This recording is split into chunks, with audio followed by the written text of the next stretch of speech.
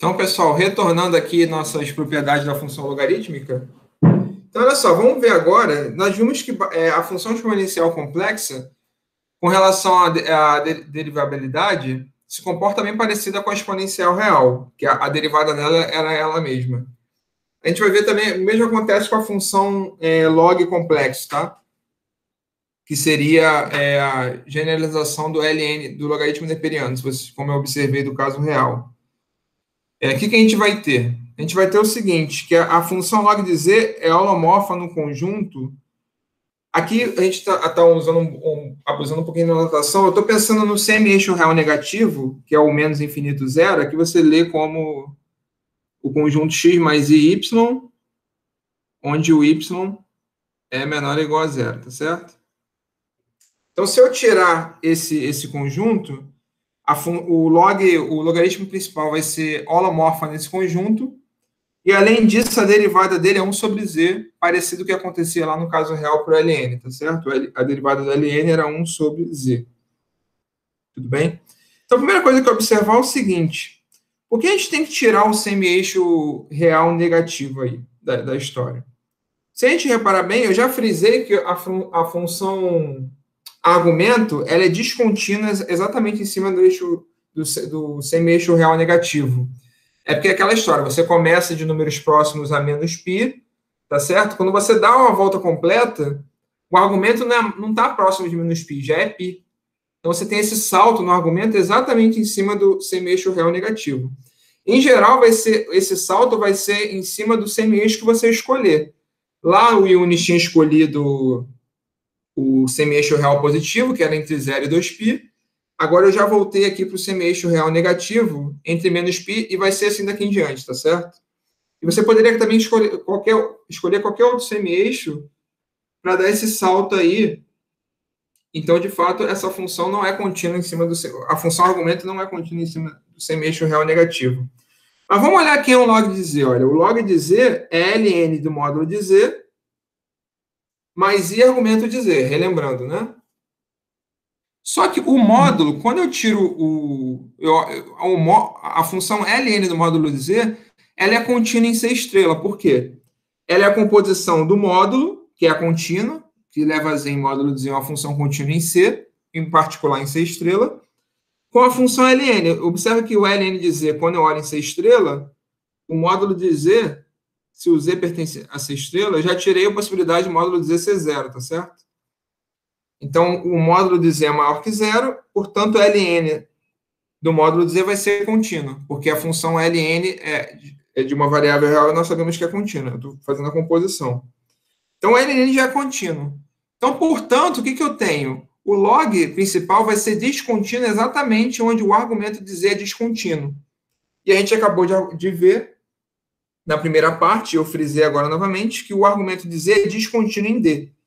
Então, está aqui, olha, a representação do conjunto. Eu não sei porque eu chamei de U aqui, na verdade é D, né? Ah, não, tá. Na verdade, o que eu estou chamando de U é o D aqui, né? Mas onde está U aqui, você pode ler D também, tá? Então, na verdade, você tem o quê? Que a função argumento vai ser se eu tirar esse semi-eixo real negativo, onde o argumento dá o salto, ela passa a ser contínua em todo o conjunto. Então, como o log de z é ln de z mais i argumento de z, você vai ter também que você está somando duas funções contínuas. Multiplicar o argumento de z por esse i não muda a continuidade dele. Então, você vai ter que o log de z é igual a ln de z, que já é contínuo em C estrela, em particular em D, mais argumento de z, que é contínuo em D, vai ser contínuo em D. Tudo bem? O que nós vimos também? Agora eu vou querer usar aquele resultado da aula passada. Nós vimos que quando eu tenho uma bijeção... Tá, antes disso, deixa eu completar aqui, né?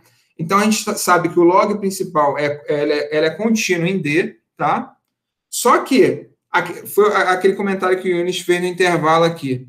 A função log, ela não é contínua em todo o D, exatamente por causa do salto onde está pontilhada aí. Só que você sabe que a bijeção, você sabe que você tem uma bijeção entre a faixa f de menos π, tá certo? É quando k é igual a zero, então deixa eu escrever isso aqui de novo, né? Você tem que o log principal é bijeção entre C estrela e a faixa f de menos π. Essa bijeção é descontínua exatamente no semi-eixo real negativo. Então, o que eu vou fazer? Qual é a ideia agora? Eu vou tirar, agora eu já vou olhar essa função log restrita a D, ou seja, eu tirei os pontos onde o log é descontínuo. Então, onde eu tiro os pontos, quando eu tiro os pontos do semi-eixo real negativo, eu tenho que o log, então eu tenho que, olha, quando eu restringo o log a D, eu vou ter uma bijeção entre D e a imagem de D.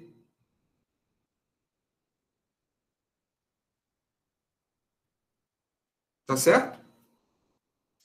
Então, você vai ter o quê? Você vai ter uma bijeção entre D.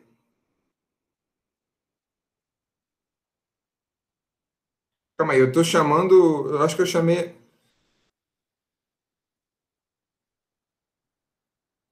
Ah, não, tá certo. Eu fiz uma confusão aqui. Não é D, não, né? Desculpa. Retiro o que eu falei aqui. O D é o que eu desenhei aqui. Que eu chamei de 1, na verdade, é D, né? Desculpe a confusão. Esse conjunto aqui, de fato, é o D. Tá? Então, o que eu tenho? Olha, quando eu tiro o semi-eixo real negativo, eu vou ter uma objeção do log de D, do log restrita a D, vai ser uma objeção de D da imagem. Que é a imagem?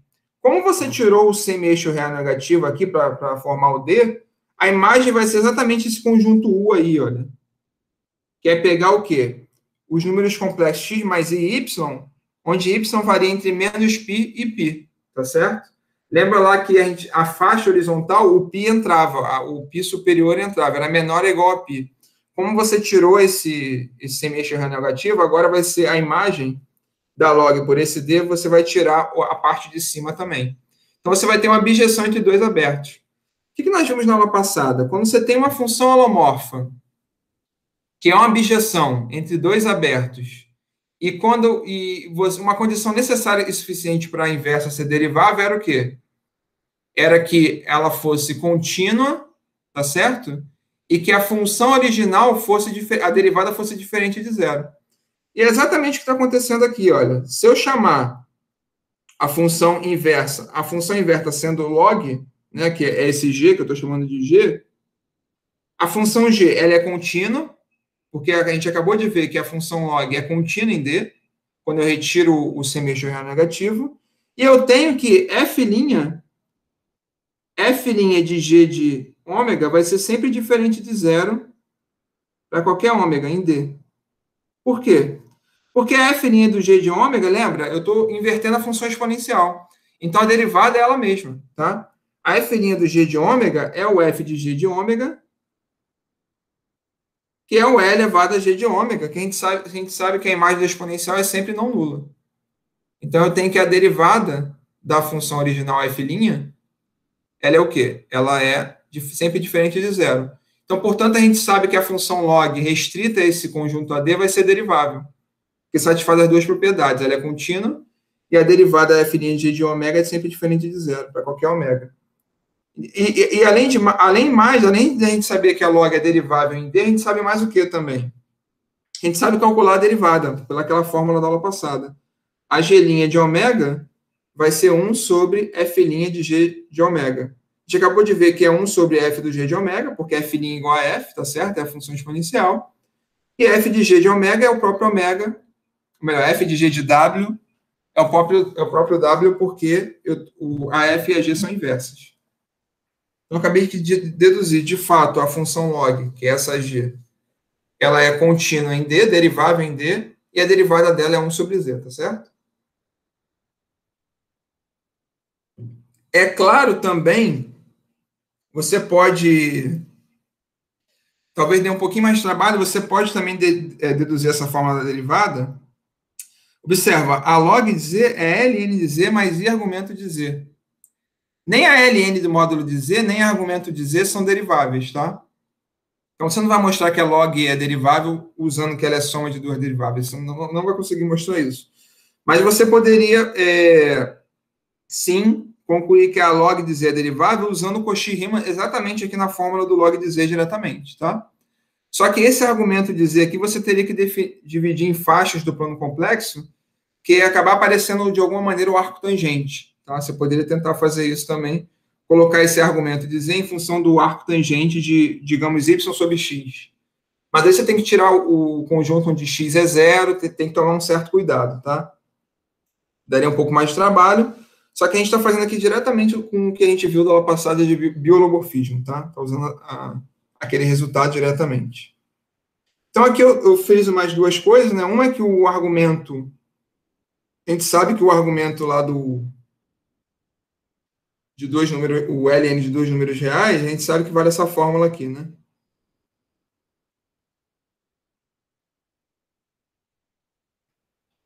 Para números complexos, não vai valer isso, tá? O log complexo não vai satisfazer essa propriedade. Aqui eu deixo um exemplo, acho que eu não vou ver passo a passo aqui com vocês podem ler depois. Eu estou dando exemplo de dois complexos, Z1 igual a I, Z2 igual a menos 1 mais I. Eu calculo Z1, Z2. Como eu tenho Z1 e Z2, eu posso calcular o log de Z1 e log de Z2. Como eu tenho Z1 e Z2, eu calculo o produto também, portanto, eu posso calcular o log do produto e vejo que, de fato, são diferentes. Tá? Esse exemplo que eu dei aí. Vocês podem ler com mais calma. Mas eu friso, embora não... Por que isso falha? Né? Porque pode acontecer do argumento de Z1 mais argumento de Z2 não estar na faixa entre menos π e π. Então, se isso acontecer, quando isso acontece, você teria que diminuir um número inteiro de 2π para, digamos, corrigir esse argumento, tá? Então, por isso, em geral, não vai valer que log de Z1 é igual a log de Z1 mais log de Z1 vezes Z2 é igual a log de Z1 mais log de Z2. E pode acontecer do argumento não cair na faixa que você queria que caísse, que é o menos π e π. Aí eu friso que, apesar de não serem iguais, que eles diferem por 2π, e, portanto, o log da soma, a soma dos logs pertence ao log de Z1 e Z2, porque eles diferem por um múltiplo inteiro de 2π, isso enquadra numa situação mais geral, tá? É que eu vou falar agora. Então, olha só, a gente quer dar um sentido para somar dois conjuntos e multiplicar um conjunto pelo número inteiro. Então, em geral, quando você tem dois conjuntos A e B, você vai definir... Aqui, considera só a soma, tá? Esquece isso aqui.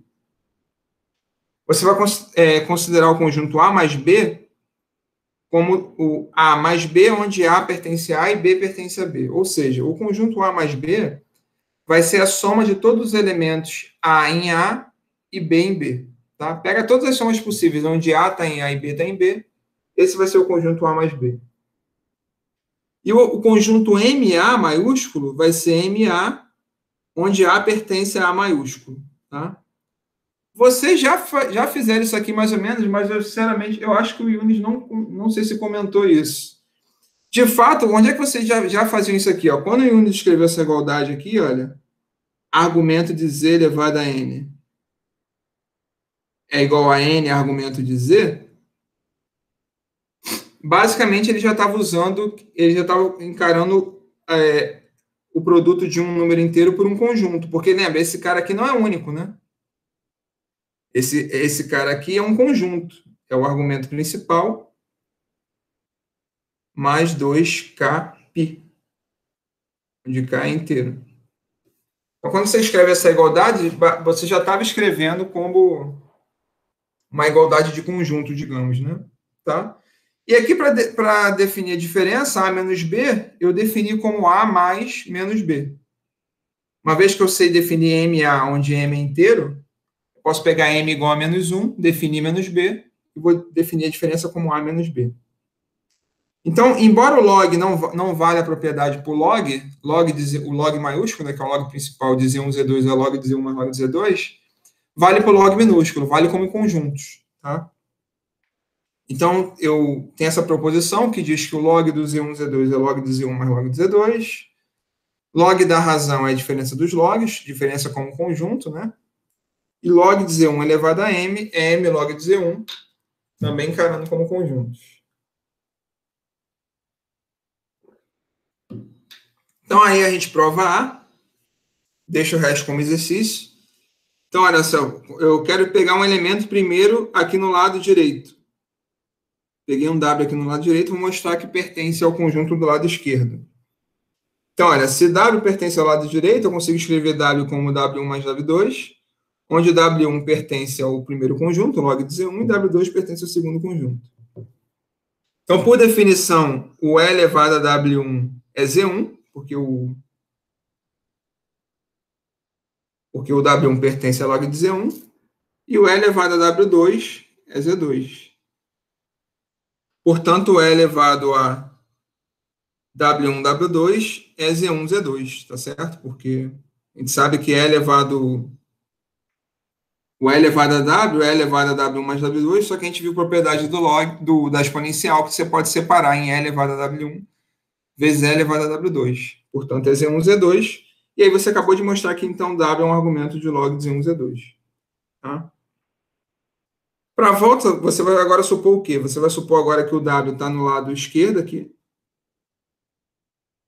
O W é log de Z1, Z2. Portanto, quem é o W? Ele é ln de Z1, módulo de Z1, Z2, mais I θ, onde θ pertence ao argumento de Z1, Z2. A gente está usando aquela forma geral de um elemento que está em log, que pertence a qualquer logaritmo, tem essa forma geral, né? Ln do módulo do complexo, mais I θ, onde θ pertence ao argumento do complexo, tá certo? Nós vimos lá na primeira parte. Então, o argumento de Z1 e Z2, vocês viram lá com Yunis, que era argumento de Z1 mais argumento de Z2, isso é consequência do produto na forma polar, tá certo?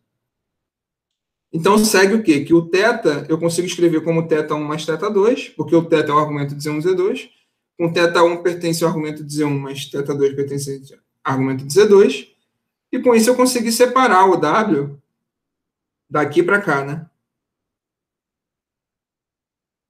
Em ln de Z1 mais ln de Z2, aí sim eu estou usando a propriedade do ln para números reais, né? Observa que isso aqui eu posso separar assim, aí sim eu estou usando o ln para números reais. E o θ eu separei em θ1 mais θ2. Então eu consigo escrever dessa maneira. Esse primeiro aqui, o que? Pertence a log de Z1, né? Novamente, aquela caracterização geral dos logs, de um log qualquer. E esse aqui pertence a log de Z2, porque é da forma ln de Z2 mais I θ2, tá certo? Então você tem essa propriedade geral dos logs. Ah, eu não comentei, né? Mas na folha que eu dei na pré-aula, a função trigonométrica estava antes. Eu preferi inverter aqui na aula só porque eu recapitulei a exponencial e aquelas bijeções. E, portanto, para não perder o fio da meada, eu preferi falar em exponencial primeiro, tá? Em função logarítmica primeiro, tá certo? Porque já estava fresco na cabeça de vocês a propriedade da exponencial. Função trigonométrica, o que a gente vai falar aqui? Vai ser um pouco mais rápido. Então, olha só, assim como a gente definiu a exponencial complexa partindo da exponencial real e substituindo i y no lugar do θ, né, na expansão em série de Taylor da função em série de potência da função exponencial real, o que você tem aqui? Em série de Taylor mesmo, né? O que você tem aqui? Ó? Você tem a função, a gente sabe que a fórmula de Euler dá o quê? E elevado a i y é cosseno i mais i seno y. Você pode pensar que o x é zero aqui, né? Que é 1. Elevado a zero é 1. Quando você troca o y por menos y, vai ficar cosseno de menos y. Você pode pensar que isso é cosseno de menos y. Mais i seno de menos y, tá certo? Só que o cosseno é uma função par, fica cosseno y. E seno de menos y, o seno é uma função ímpar, fica menos i seno y. Você pode isolar o cosseno e o seno em função do e elevado a i, e elevado a menos i, somando as duas expressões e diminuindo, por exemplo. Ó, quando você soma as duas expressões aqui, ó, o que você tem? Você vai ter que o e elevado a i, mais e elevado a menos i, é 2 cosseno y. E aí você obtém essa primeira aqui passando 2 dividindo. Tá? Mesma coisa você pode fazer para o seno diminuindo as duas expressões, você vai ver que o seno de y é elevado a y mais e elevado a menos y sobre... Aqui é menos, né? Menos... Não, estou falando besteira, calma aí.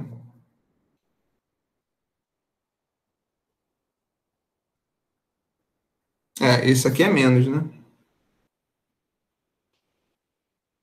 Nossa, acho que eu troquei alguns sinais aí todos, né? Tá? Então, o que você tem? Então, a gente vai definir... Então, isso eu tenho o quê? Eu acabei de de mostrar que se o y é real, cosseno y é elevado a y mais e elevado a menos y sobre 2, e o seno de y é elevado a y menos e elevado a menos y sobre 2i. E aí, agora você consegue perceber por que você fazia aquilo lá no curso de DDO. Lembra lá no curso de DDO, quando você chegava numa EDO desse tipo aqui, ó? Aí você fazia a equação característica E elevado a lambda x. E você via que o lambda satisfazia uma propriedade desse tipo. E aí você via que o lambda era mais ou menos i. Você tomava como solução nesse caso, cosseno... Podia ter uma parte real aqui, né? Mas a solução em geral ficava o quê? Se você tivesse um lambda a mais ou menos ib, a solução era e elevado a x cosseno de bx, né? E elevado a bx seno de bx. Tá? Então, quando você tinha lambda igual a mais ou menos i, no fundo você pegava a solução cosseno e seno. E exatamente o motivo é esse motivo aí que a gente está vendo aí, ó, porque o cosseno y é dado por e elevado a y mais e elevado a menos y sobre 2, similar para o seno de y. No fundo, lá era uma EDO com coeficientes reais. E a gente mostra lá que quando você tem uma EDO com coeficientes reais, você tem uma solução complexa, a parte real dela vai ser também solução e a parte imaginária também. Então, quando você tinha E elevado a y como solução, você pegava a parte real e a parte imaginária, você tinha, portanto, que cosseno y e seno y eram soluções da sua EDO. Tá? O motivo, a gente fica mais claro aqui no curso de função complexa. Então, você tem aí as fórmulas para o cosseno e seno. Como é que você vai definir para complexo? No lugar do y real, você vai pegar y complexo. Você vai estender a definição. A ideia é estender a definição que a gente sabia para as reais. Então, você vai ter que cosseno z é elevado a z mais e elevado a menos iz sobre 2, similarmente para o seno de z, onde z é complexo. Tá? Então, o que a gente já pode fazer aqui? Ó? A gente já pode calcular... eu pedi vocês corrigirem aí também, olha, já coloquei aqui também, né? Ah, não, aqui já está certo. Aqui eu já coloquei o menos. Mas, por exemplo, a gente pode calcular a derivada do cosseno, porque como o cosseno é elevado a z mais é elevado a menos i sobre 2, eu uso a regra da cadeia, né? A derivada de e elevado a u com respeito a z, quem é? E elevado a u vezes du dz. Ou, se você quiser, E elevado a u vezes u'. Então, vai ficar o quê? A derivada de E elevado a iz vai ficar E elevado a iz vezes derivada de z, que é i. Iz com respeito a z é i. Então, está aqui. Derivada de E elevado a menos iz, E elevado a menos iz, derivada de menos z com respeito a z é menos i, tá? Então, você aqui coloca o que nós fizemos aqui, né?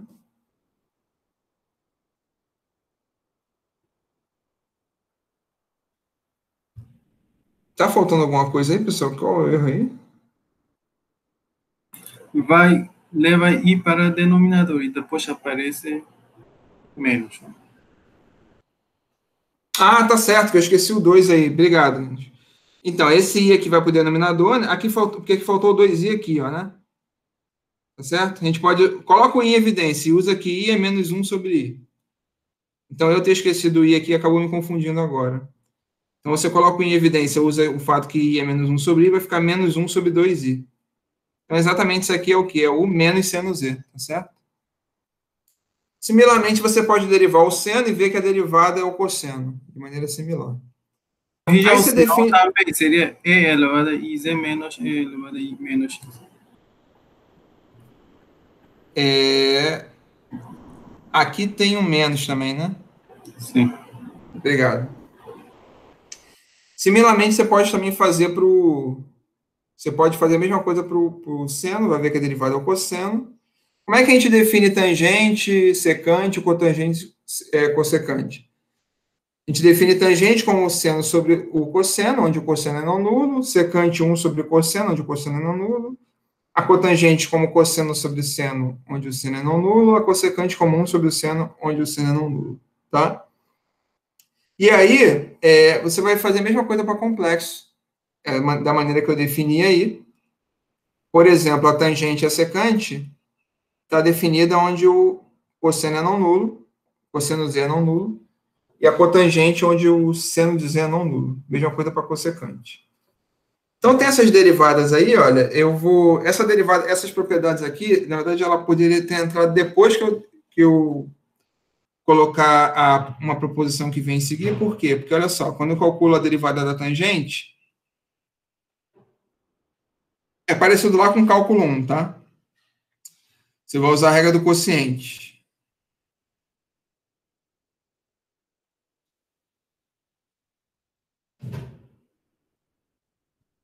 Sobre cosseno de z ao quadrado. A derivada do seno é cosseno. A derivada do cosseno é menos seno. Por que eu poderia colocar depois? Porque aparece cosseno ao quadrado mais seno ao quadrado. E a gente vai ver depois, daqui a pouco, ó, que seno ao quadrado mais cosseno ao quadrado é igual a 1. Tá? Isso não está claro no momento, até o momento. Então, isso aqui vai ser 1 sobre cosseno ao quadrado de z, que é a secante ao quadrado de z. Ou seja, as fórmulas para a derivada da tangente, secante, cotangente e cossecante vão ser parecidas que a gente tinha lá no cálculo 1, tá? Basicamente porque a derivada do seno é o cosseno e do cosseno é menos seno, e você só usa a regra do quociente depois para mostrar as outras propriedades e relação fundamental também, né? Que vale aqui também, tá? Mas o que a gente vai fazer é o seguinte, eu vou lembrar que a cosseno hiperbólico quando você olha o cosseno hiperbólico e o seno hiperbólico, é uma das maneiras de você não esquecer o seno complexo e o cosseno complexo, eu pelo menos sempre lembro, faço essa associação. O cosseno hiperbólico de t, aqui é a função real, né? É elevado a t mais é elevado a menos t sobre 2, e o seno hiperbólico de t é elevado a t menos é elevado a menos t sobre 2. Então, você vê uma certa semelhança aqui com o cosseno complexo, né? Que aparecia e elevado a iz mais e elevado a menos i sobre 2, e o seno complexo, que aparece e elevado a iz menos e elevado a menos iz sobre 2i. Não pode esquecer do 2i, né? Então, tem essa certa semelhança, né? Pode ajudar, pelo menos, alguém, né? A gravar essas fórmulas. E vamos mostrar a primeira identidade, pelo menos, a segunda é bem parecida.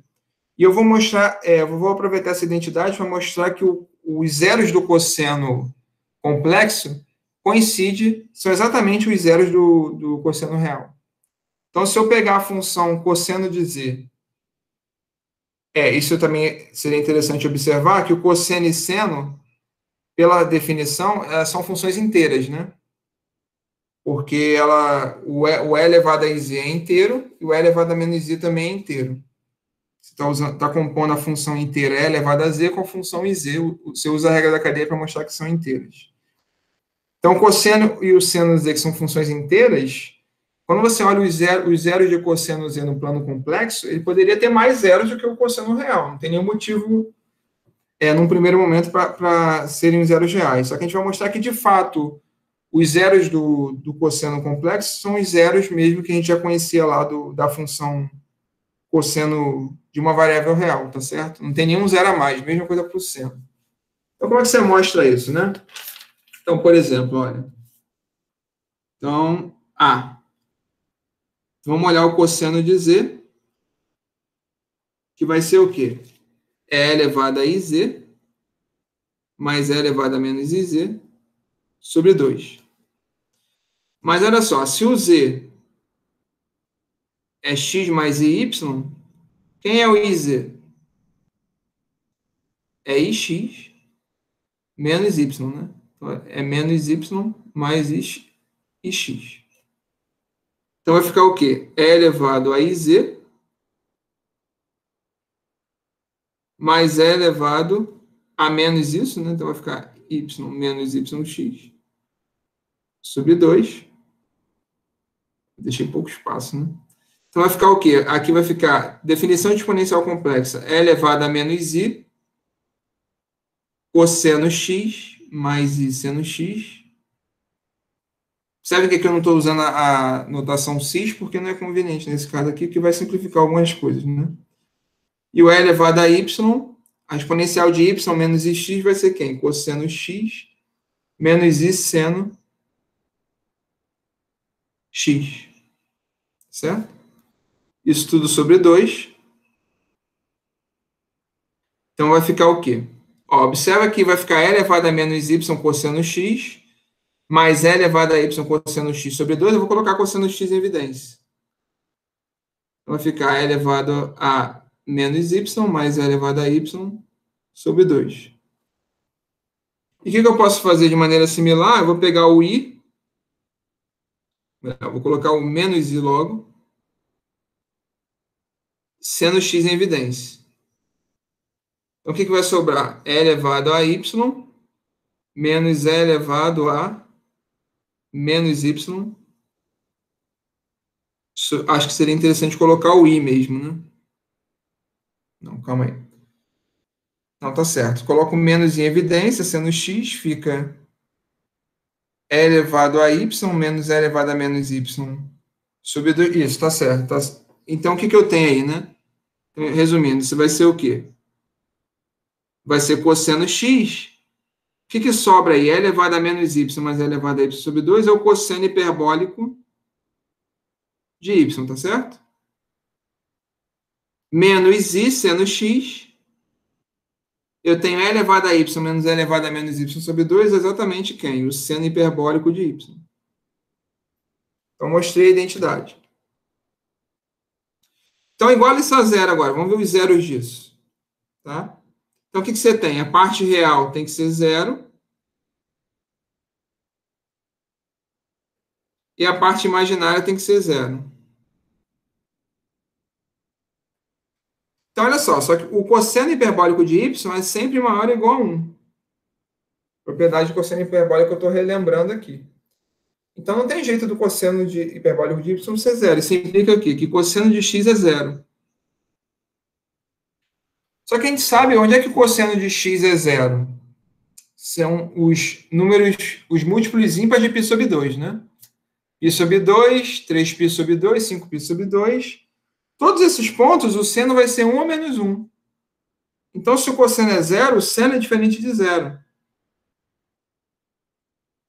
Mas pela igualdade de baixo, seno de x, seno hiperbólico de y igual a zero, isso implica o quê? Então, o seno hiperbólico de y tem que ser zero.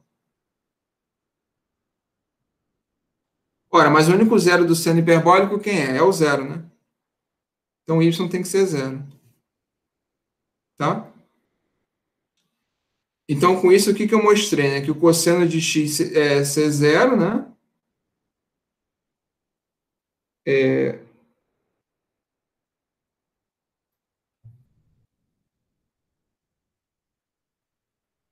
Iones. Não, qual foi a confusão que eu fiz aqui? Ah, não, tá certo, isso. O que eu consigo mostrar com isso? Que o cosseno de x é zero, né? Então, resumindo, os zeros do...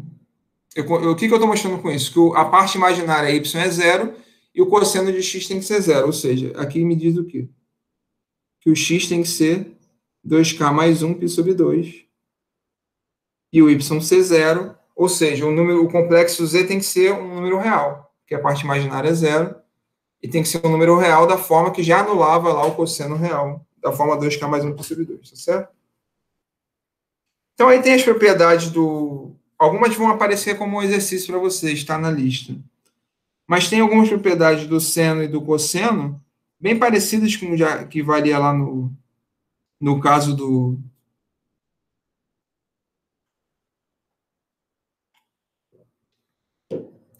No caso do cosseno e do seno reais, tá? Então, tem a relação fundamental, continua valendo, seno ao quadrado de z mais cosseno ao quadrado de z igual a 1.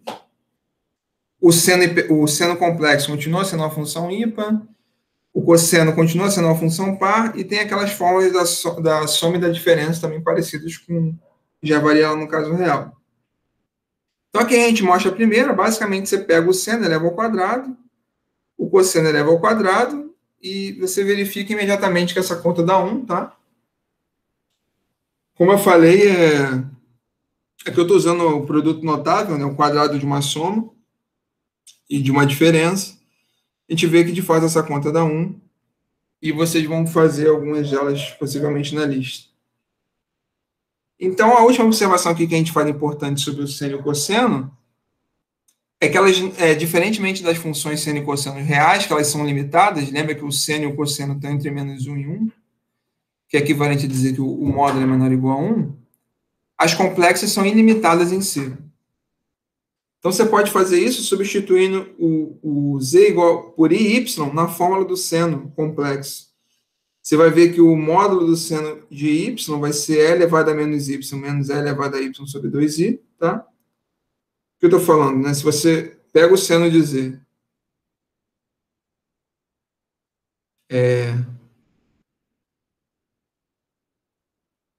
você substitui o z por y, vai ficar e elevado a menos y menos e elevado a y sobre 2. I. Quando você taca módulo, esse i denominador some, tá certo? E aí, para y suficientemente grande, o módulo de e elevado a menos y menos e elevado a y vai ser exatamente e elevado a y menos e elevado a menos y, isso aqui. E, de fato, quando você faz y vai para infinito, o primeiro termo vai para infinito, o segundo vai para zero, e isso vai para infinito. De maneira similar aqui para o cosseno, o módulo do cosseno de y. Você vai ver que isso mostra que o cosseno e o seno complexo são ilimitados, porque eles podem ficar, o módulo pode ficar arbitrariamente grande, eles não estão majorados por nenhuma constante real, tá certo? E para terminar, eu adicionei aqui as potências complexas, tá? Então, como é que vão ser as potências complexas? Olha, lá para número real, você tem o quê? Se você pegar um número real positivo e há um real arbitrário, propriedade do ln vale o quê? Que t elevado a a, eu estou usando aqui de fato que e elevado a ln de b é igual a b para qualquer b maior que zero. Ou seja, isso é verdade porque o e elevado a x, a inversa dele é o ln de x, tá certo? Então, vale essa propriedade. Então, eu estou escrevendo t elevado a como e elevado a ln de t elevado a a. E outra propriedade lá conhecida do logaritmo de uma variável é que se você tem log, isso vale em qualquer base, tá? Alfa elevado a beta, isso é alfa sobre beta, log A de C. Então, o ln de t elevado a é a elevado a ln de t. Tudo bem? Então, resumindo, uma vez que você tenha conhecimento da função exponencial real e da sua inversa, que é o logaritmo neperiano, você pode usar isso para definir potências t elevado a a. Tá? Aqui a gente vai fazer uma coisa bem parecida. Eu vou pegar, usando o logaritmo complexo, eu vou usar ele para definir potências complexas, tá? Mas qual o problema? O problema é que o logaritmo complexo não é único. Então, eu tenho que escolher um deles para definir uma função, ou considerar todos para considerar todos os logaritmos. Então, o que eu vou fazer? Imitando essa fórmula aí de cima, t elevado a é a elevado a ln de t, eu vou fazer o seguinte, ó, dado um complexo não nulo z, tá? E um w, pertencente a log de z, eu quero definir quem é z elevado a lambda, onde lambda é um complexo qualquer. Então, z é não nulo, lambda é um complexo qualquer. Eu quero dar um sentido a z elevado a lambda. Certo? Então, qual é a ideia? Aqui a ideia, olha, mais ou menos, seria, vou botar entre aspas, isso não vai fazer sentido no caso complexo, não, com propriedade, né? A ideia seria definir o quê? É fazer a mesma ideia. ln de log de z elevado a lambda, vou botar igual entre aspas, é elevado a lambda log de z. Então, esse log aqui, eu vou pegar qualquer ômega, qualquer w pertencente ao logaritmo de z. Então, pegando esse w, tá? Um w pertencente ao log de z, eu vou chamar e elevado a lambda w de a lambda potência de z associado ao logaritmo w. Por que isso? Então, como eu falei, eu tenho que escolher um logaritmo. E elevado a lambda w, digamos, a gente quer que, em certo sentido, seja z elevado a lambda, então, ou seja, uma potência lambda de z. E, portanto, quando eu pego o w pertencente ao log de z, esse número, E elevado a lambda w, isso está bem definido, a gente vai chamar de a lambda potência de z associada ao logaritmo w, tá certo? Então, associado ao logaritmo, porque eu preciso escolher, de fato, um logaritmo. Tem muitos. Tá? Quando eu estiver usando o logaritmo principal, ou seja, quando o w for igual a log de z, eu vou usar a notação z elevado a lambda. Então, a z elevado a lambda, por definição, é elevada ao logaritmo, lambda vezes o logaritmo principal de z, tá certo?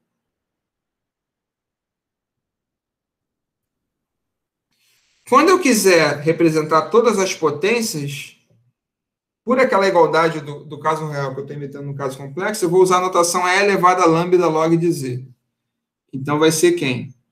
Vai ser E elevado a lambda w quando w varia em log de z. Ou seja, em outras palavras, esse E elevado a lambda log de z nada mais é do que todas as lambda potências de z associadas aos todos os logaritmos de z, tá certo?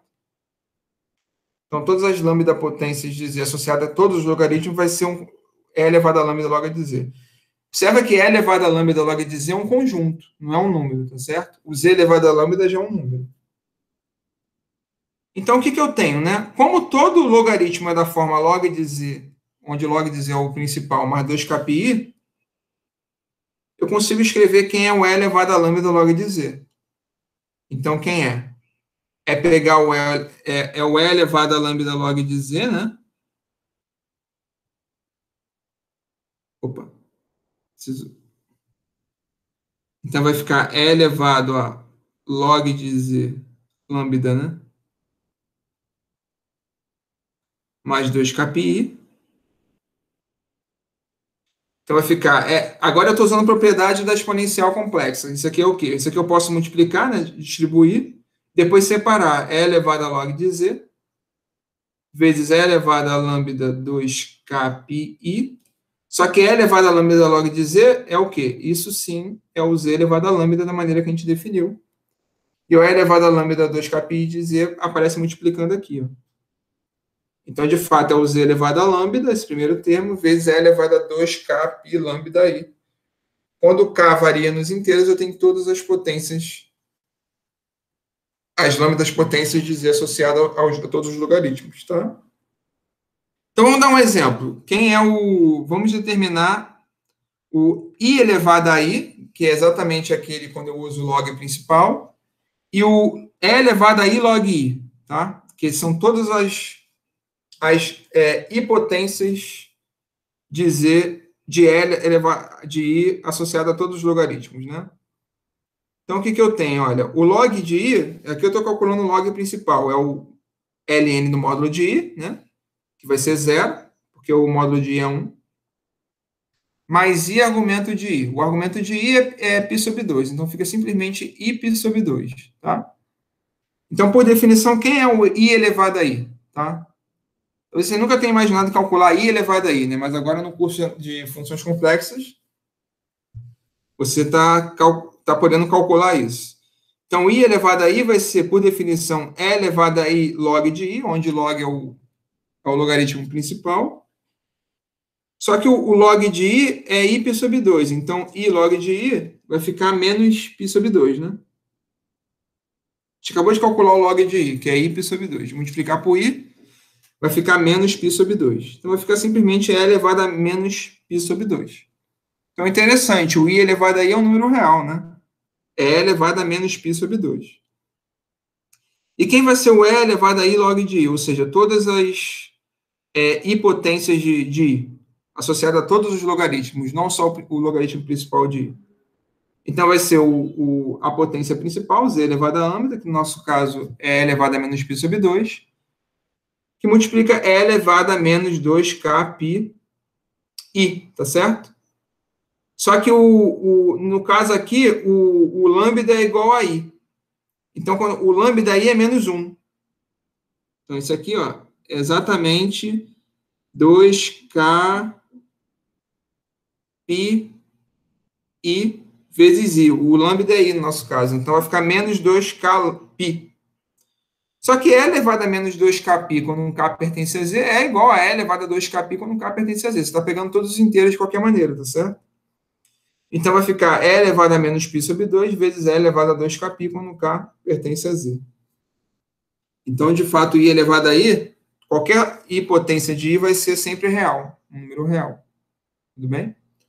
Então, olha, para terminar, 2 casos interessantes que nós fazemos é você considerar a potência quando o lambda é um inteiro. O que acontece quando o lambda é um inteiro? Tá? A gente vai ver que qualquer lambda potência, Z elevado a lambda, coincide com Z elevado a N. Como é que você verifica isso? Então, está aqui a potência principal, Z elevado a lambda, que é E elevado a N log de Z. Observa que aqui o lambda, no caso, é N, né? É Z elevado a N, porque a propriedade lá que a gente viu no início da aula, o N log de Z pertence ao log de N. Estou usando aquela propriedade que diz log de Z elevado a N é N log de Z. Aquela notação de conjuntos, né? Produto de um inteiro por um conjunto. Então, significa que N log de Z é um logaritmo de Z elevado a N, tá certo? Então, de fato, o E elevado a N log de Z é Z elevado a N. E o E elevado a lambda log de Z, o que acontece? Vai ficar Z elevado a N vezes essa fórmula aqui que a gente tinha obtido, E elevado a 2πKI, 2Kπ lambda I, vai ficar o quê?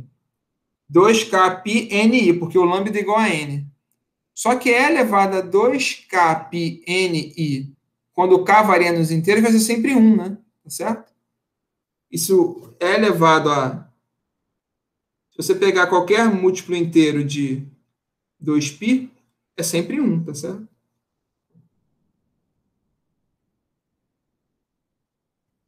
Então, de fato, isso aqui é sempre 1, ou seja, você tem Z elevado a N sempre. Tá? Então, está explicado aí, porque o E elevado a 2Kπ NI é sempre 1 para qualquer inteiro K. E é até natural, né? Porque, basicamente, fazer o Z elevado a N é multiplicar por Z N vezes. Então, seria estranho, em princípio, se surgisse algum outro número associado a Z elevado a N, né? Tá? A gente está confirmando esse fato. Qualquer potência desse número de Z vai associada a qualquer N potência de Z associada a qualquer logaritmo vai ser Z elevado a N. Só tem um.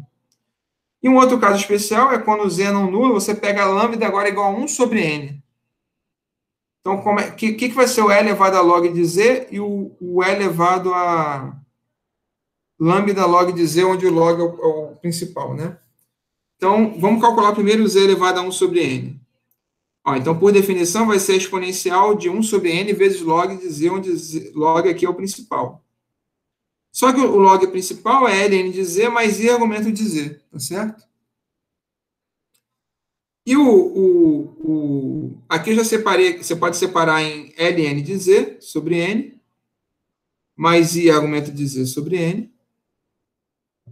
Então, como é que você calcula a exponencial desse número complexo? Você vai fazer a exponencial da parte real. Então, a ln de Z sobre N, eu já vou escrever como ln de Z elevado a 1 sobre N. Vezes x da parte imaginária, que é argumento de Z sobre N. Então, ln de Z sobre N é a raiz enésima do módulo de Z, tá certo? E fica x de argumento de Z sobre N. Isso é o quê? Vocês calcularam lá na primeira semana com Yunis, isso é uma raiz enésima de Z, tá? Ele não, acho que não deu um nome, mas eu poderia chamar essa raiz aí de raiz enésima principal de Z. que é pegar a raiz enésima do módulo e pegar o argumento e dividir por n. Ó, vou fazer aqui o contrário. Observa se eu elevar a raiz enésima do módulo de z, x de argumento de z sobre n, se eu elevo isso aqui a n, vai ficar o quê? Fórmula de De Moivre vai ficar o módulo elevado a n, então vai ficar módulo de z, e x do argumento de z sobre n vezes n, então vai ficar x de argumento de z. Então isso aqui é z, né? Tá certo? Então, de fato, z elevado a 1 sobre n é uma raiz enésima, que eu vou denotar por raiz enésima de z, né? É uma raiz enésima de z. E todas as outras, e elevado agora, quando eu faço todas as outras potências, vai ficar o quê? O 2kπ lambda i vai ficar e elevado a 2kπ sobre ni. Então, se você voltar lá no que o Yunis fez, você vai ver que você está pegando isso aqui, o quê? Isso aqui são as raízes da unidade, se você quiser pensar. Quando o K varia nos inteiros, dá todas as raízes da unidade. Então, você está pegando todas as raízes da unidade e multiplicando por uma raiz enésima de z. Então, o que você obtém com isso? Você obtém, de fato, todas as raízes enésimas de z. As raízes enésimas de z são exatamente você pegar qualquer raiz enésima de z e multiplicar pelas raízes da unidade, você vai obter todas as raízes enésimas de z. Tá? Então, para terminando aqui, agora sim, a última coisa que eu vou falar é que, em geral, vai ser verdade que E elevado a Z elevado a ômega 1 a W1 vezes Z elevado a W2 é igual a Z elevado à soma W1 mais W2.